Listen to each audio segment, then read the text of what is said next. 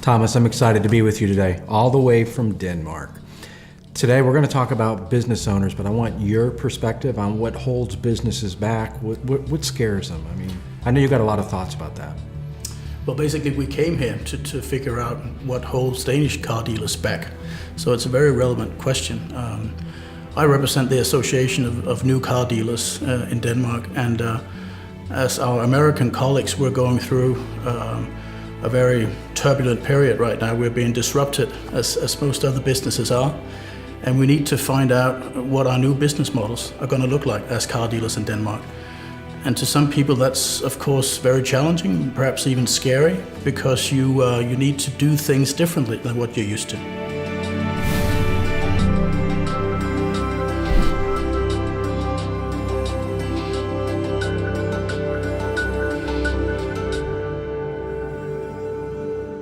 What is the industry like in Denmark? I mean, what are the dealers seeing? What are they feeling? What are some stresses that they have? I think some of the stresses is that the way they used to make money, they can all see that that's not going to be sufficient in the future. I mean, for many years you've been able to make money on selling cars and repairing cars or servicing cars. And you're going to be able to do that to some extent in the future, but it's not going to be enough. You need to make your money from other sources as well, because the competition is so rough, so the marginals are low. So you need to perhaps sell them as some financing or insurance or some other stuff. So everybody's sort of looking at how can we run an effective car dealership in future. Have the dealerships gone down in volume and sales and profits, or are they staying the same, but they're just starting to see the writing on the wall? Until now, they're staying the same. I mean, there's a lot of consolidation. Businesses are being bought up. But until now, the number of rooftops in Denmark is approximately the same as 10 years ago. So whether or not that's going to change, I think it's a bit too early to say, but the owners of car dealerships are getting fewer and fewer and bigger. What do you think the biggest fear is of any business owner? I mean, whether it's automotive or whatever, what do you think the biggest fear is? And I mean, you work in the DI, right? Mm-hmm. So the DI, so you get to see a lot of different types of businesses, right, other than just automotive. Right.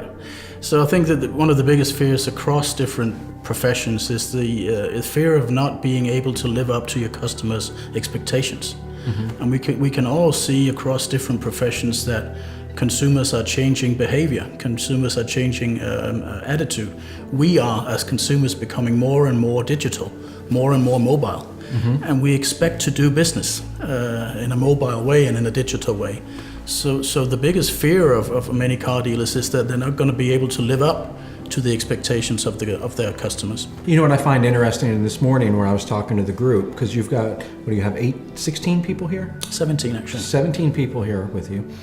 And when I was talking to the group and I was asking just questions about how a shopper shops, and they were all nodding their head yes. And I was saying, these are the same questions that I ask in Canada, Puerto Rico, Paris, France, the United States, and everybody's nodding their head yes.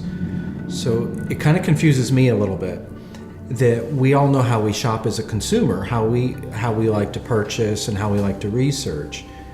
But business owners are not, and business owners are doing that, but they're not changing their style of business to match the way they want to shop. Why do you think that is?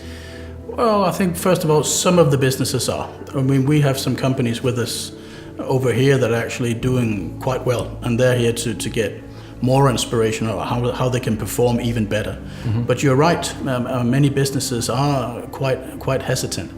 I think it comes down to at least two factors. One is that the thing that we spoke about before is that the insecurity in doing things differently than you're used to, mm-hmm, perhaps even for generations. That you have to change your mindset in your company. You have to change processes, routines, procedures, and that's a normal skepticism. I mean, that's quite normal as a person, that you prefer doing things the way you're used to. So that's one factor. The other factor is that for many companies, they simply don't have the competences, they don't have the qualifications in-house to do these tasks.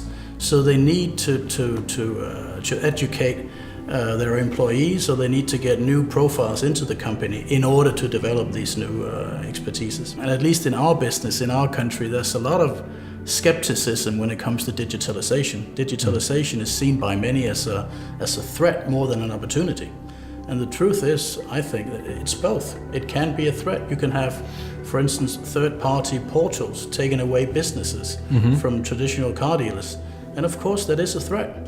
On the other hand, it's never been that easy to get in touch with that many people, that accurate at such a low price as it is today. So instead of just focusing on the threats, because they are there, you should also focus on the opportunities and see how can we actually develop. And that might be the carrot, so to speak, that makes these companies get their processes started. So if you were going to give a business owner a dealership advice, what would be the advice that you would give them? I think one of the most important advices is to work with your customer data.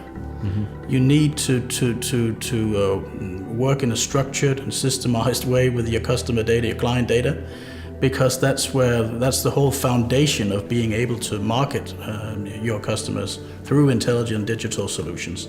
You have to know who your clients are, how to approach them, and you have to know who your potential clients are.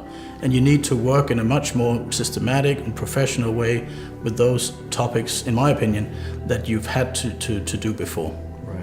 Yeah, and so many times I see business owners, I mean, they'll have a database of hundreds or thousands of past customers or prospective customers, and that's not their focus. Their focus is how do I get more and more and more. Exactly. And they don't work that existing database. No, and it's an old known fact that it's much cheaper to retain a current customer than it is to gain a new one. So you need to be more systematic, again, more professional in the way that you address your current clients, whether they be clients on the aftermarket in the service department or actually purchased a car. You need to see them as people that you already have a relationship with. And it's much easier to develop that relationship rather than to go out and create a new, which you also need to do. But you need to do both, and you need to work systematically and professionally with both ways of doing it. Well, you heard my story, now let's hear yours.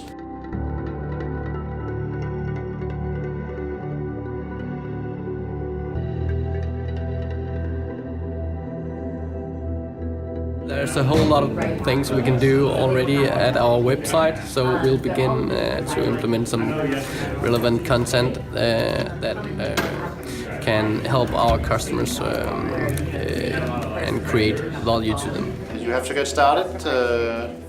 You have to take one step at a time. So it's very inspirational.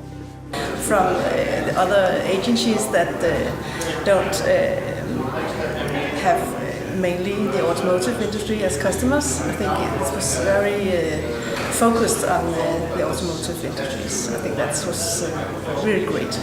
It's been an amazing experience, and we always very glad to visit the Potratz facilities, and he has a great team, and it's been a pleasure, and we've learned so much stuff. It's worth traveling the 6,000 kilometers, yeah.